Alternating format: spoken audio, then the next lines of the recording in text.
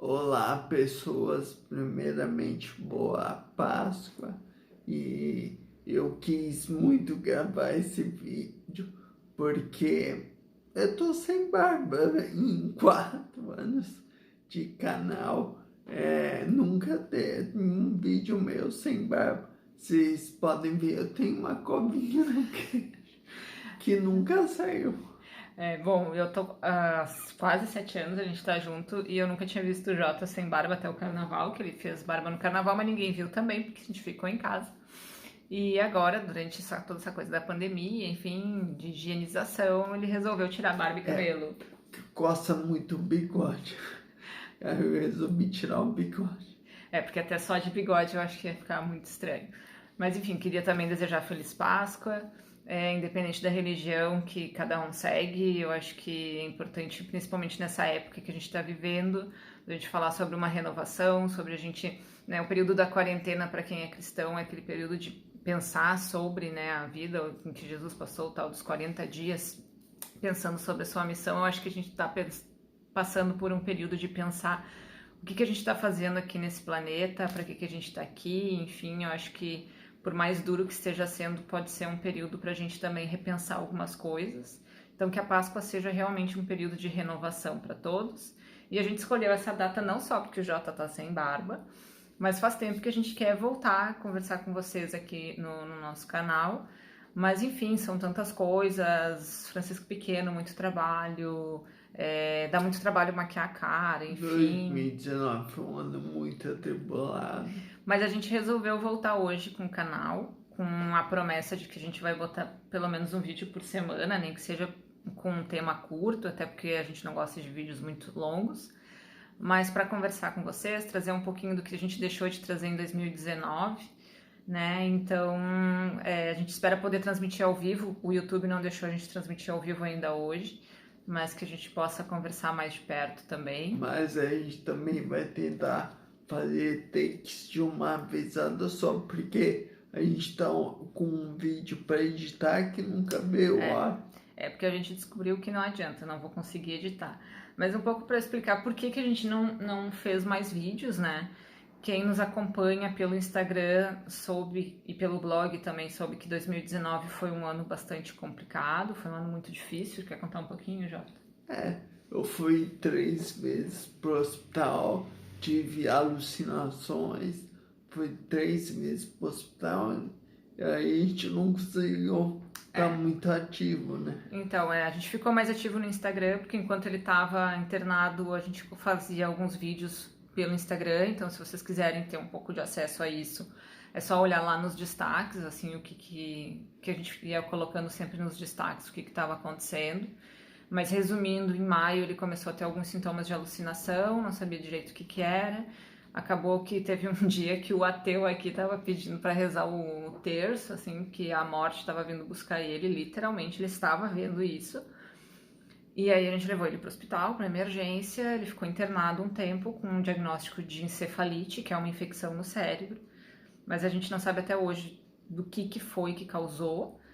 Enfim, melhorou, ele tirou todas as medicações, só que nessa primeira internação ele pegou uma bactéria hospitalar, né, uma super bactéria, e até hoje ele tá com essa bactéria ainda, né, então ela não tá ativa, ele não tá com um processo ativo de infecção, mas ainda tá num processo de se recuperar disso tudo. Então, o Ocrevus, que a gente vai falar num próximo vídeo, não foi aplicado no ano passado por conta disso.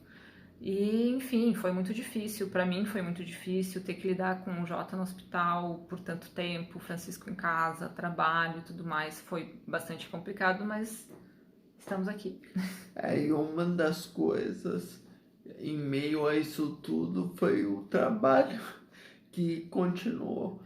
Eu fui pro hospital, mas a Bruna ao meu lado, às vezes eu lá na cama hospitalar e ela trabalhando. Porque, assim, a vida não nos dá assim, as coisas não param porque a gente fica doente. E eu acho que essa pandemia, agora indo um pouco para essa coisa do que a gente está passando agora, tá todo mundo nesse mesmo barco. É verdade que, nesse mesmo mar, na verdade, que alguns estão de iate, outros de barquinho a remo, né? Mas mostra um pouco dessa nossa fragilidade, do quanto a gente precisa se adaptar a algumas coisas, né? E que nem eu brinco, assim, faz 10 anos que eu trabalho em home office, mas ultimamente a gente tem trabalhado em cause office, porque trabalhar com criança pequena em casa, sem poder sair de casa, sem ter muita perspectiva de quantos dias vai ser isso, né? A gente está contando os dias, mas a gente não sabe quantos dias vão ser. Tem sido bastante difícil. E, sei lá, 30% das perguntas que a gente recebe é sobre coronavírus, Covid-19. Isso é uma coisa legal de dizer. O Jota agora está trabalhando com a gente na AME, na CDD, então se vocês mandarem e-mail para o contato, para o acolhimento da AME e da CDD, quem vai responder é o Jota. Uma das internações, eu fui contratado. Essa é a única pessoa que vai para o hospital e é contratado. Há quem diga que isso é benefício de ser casado comigo, mas ele é bom mesmo no que faz, tá? Mas, enfim, a gente tem trabalhado dobrado nesse período. Eu estou, desde o ano passado, responsável pela área de comunicação da CDD. Quem ainda não segue a Crônicos do Dia a Dia, segue a gente aí nas redes sociais. A gente trabalha com diversas patologias, a gente trabalha, na verdade, com a questão de ter uma doença crônica, né? Ter um diagnóstico crônico. E, ultimamente, a gente tem trabalhado basicamente de como essa doença tem atingido as pessoas que já passam por essa situação, né? Que são o tal do grupo de risco. E eu confesso que tem sido bem complicado, porque dentro das medidas para a gente manter o equilíbrio emocional, aquela coisa de não ler notícia toda hora, ler notícia uma vez por dia, respirar fundo, fazer exercício, não sei o quê. E no fim eu tenho que ler todas as notícias, ver todas as lives, entender todos os cientistas para poder compilar isso em textos mais fáceis de ler para o nosso público. Então, para mim, emocionalmente tem sido muito pesado. A primeira, segunda semana, assim, eu sofri muito, porque eu achei que eu não estava sendo boa o suficiente em nada, assim. Agora eu tô dando uma folga, assim, pra mim, um pouco de tudo bem, sabe? Não vai... ninguém estava preparado para isso, ninguém sabe como lidar com isso. Então a gente vai lidar da forma que conseguir, né? Juntos aqui. O Francisco tem ficado comigo metade do trabalho, participa das reuniões, no meio das reuniões ele aparece, assim, para dar oi pro pessoal, às vezes dá grito, às vezes dá choro. Eu acho que quarentena é uma coisa, quarentena com criança pequena em casa é outra realidade, assim, que ao mesmo tempo que é ótimo, porque não tem monotonia, não tem também tempo pra gente parar e pensar naquilo que a gente tá passando, sabe? E às vezes é importante. Então, semana passada eu tive mais uma questão mais introspectiva de pensar em mim, na minha saúde, no meu trabalho, no quanto que cada coisa estava pesando. E apesar de eu não conseguir ainda incluir nessa rotina de pandemia, de quarentena, os exercícios físicos que eu preciso fazer, a meditação que eu gosto de fazer, mesmo escrever no blog, que às vezes eu consigo, às vezes não. Ela aprendeu a tocar violão. Mentira, eu não aprendi, eu tô aprendendo. Ele é meu professor, ele me ensinou, aí começou a fazer um pouco de sentido a tal da coisa do violão, então eu prometo... Só uma nota de rodapé, eu já fui professor de guitarra. Não, ele é formado em música, ele é professor... Não foi, tu só não tá exercendo. Ele é professor de guitarra e violão e ele tá me dando aula, então eu já aprendi 2 acordes muito mal, mas eu vou treinar e até o final do ano eu toco uma música pra vocês, prometo. O presente de Natal vai ser uma música que eu acho que vocês podem botar aí qual música que vocês acham que eu devo tocar. Já digo que eu canto mal, mas dane-se, eu canto igual. Mas eu acho que hoje a gente queria mais era conversar e contar que a gente tá voltando, que é muito importante, principalmente nesse momento, a gente ter uma rede, né? Uma rede de apoio, uma rede de contato. Também porque tá todo mundo fazendo live, né? Tem gente com tempo de fazer live, tem gente com tempo para ver live. Enfim, se quiserem ver, vejam. Se não quiserem, a gente sabe que tá sendo disputado esse espaço, esse tempo. Mas eu sei que tem muita gente que gosta da gente e eu queria, inclusive nesse vídeo, agradecer todas as mensagens que a gente recebeu desde o ano passado, quando o Jota estava no hospital, todos os e-mails, todos os áudios no WhatsApp, todas as mensagens aqui no canal dizendo o quanto é importante. Para mim sempre foi muito importante ler essas mensagens. E agradecer também, Francisco tem sido uma benção nesse tempo de caos office, assim, porque ele tá entendendo muito bem essa coisa do coronavírus, de não poder sair de casa. Eu arrisco dizer que ele está entendendo melhor que muito presidente da República, assim, porque ele olha, assim, ele conversa com as pessoas no videochamada, assim, ele diz assim, tem que ficar em casa para proteger do coronavírus. Então, assim, ele, apesar de às vezes ter dias de muito grito, tem dias de muito choro, mas ele está aprendendo a falar sobre alguns sentimentos como tristeza, saudade. Tem um aprendizado por trás disso tudo, tem um aprendizado pra gente também, né? Eu acho que é importante. Esses dias ele tava colocou no tapete os bonequinhos dele, tava dando nomes dos coleguinhas da dos escola. coleguinhas da Ele tem escola. sentido falta da rotina dele também, né? Mas assim como ele nós todos. sabe que não pode ir na rua. Ele sabe, eles fazem videochamada com os amiguinhos da escola e ele diz, tem que proteger do coronavírus. Então, no fim, eu acho que as crianças estão lidando da forma que elas conseguem lidar, mas elas lidam tão bem quanto os pais conseguem lidar. Então, como a gente também está muito tranquilo, afinal, que nem o Jota disse, ele está em confinamento há muito mais tempo do que essa quarentena, porque pessoas com deficiência dificilmente saem de casa, porque já é difícil, né? Eu saía muito só para levar ele na escolinha e voltar, então sair de casa é o menos difícil.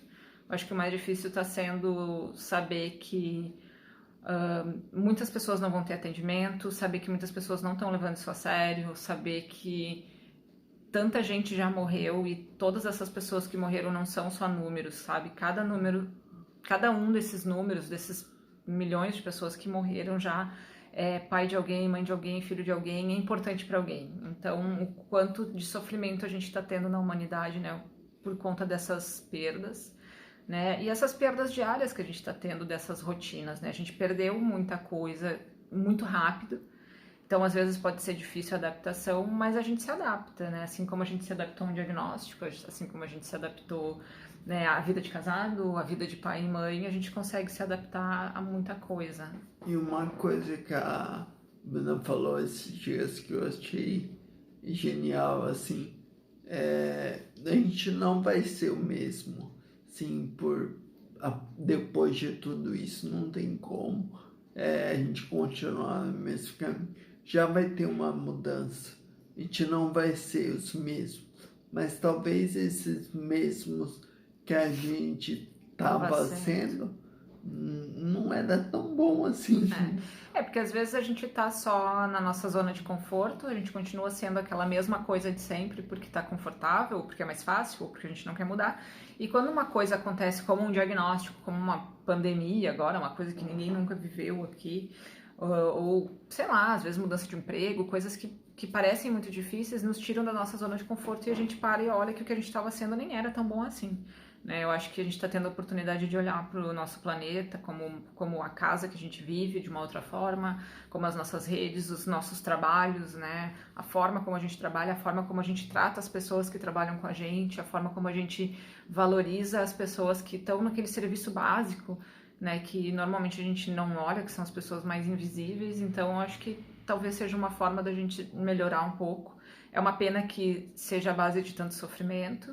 É uma pena que a gente precise passar por isso nesse momento, que esteja acontecendo tudo isso, mas se é para passar por tudo isso, que a gente consiga, né, tirar alguma coisa de bom. Eu acho que isso também é uma forma da gente dar sentido ao sofrimento, assim como a gente já deu sentido para uma doença que é tão difícil, é dar sentido para esse sofrimento global, que a gente possa ser humanos melhores depois disso, né? Quem sabe? Bom, por hoje eu acho que era isso que a gente queria comentar com vocês. Semana que vem a gente volta com mais um vídeo, depois do Francisco dormir, porque senão, assim, tipo, voa coisas, voa Francisco. Mas eu prometo um vídeo com o Francisco também, para ele contar para vocês como é que tá sendo crescer aqui em casa com a gente, tá bom? Beijo. Beijo.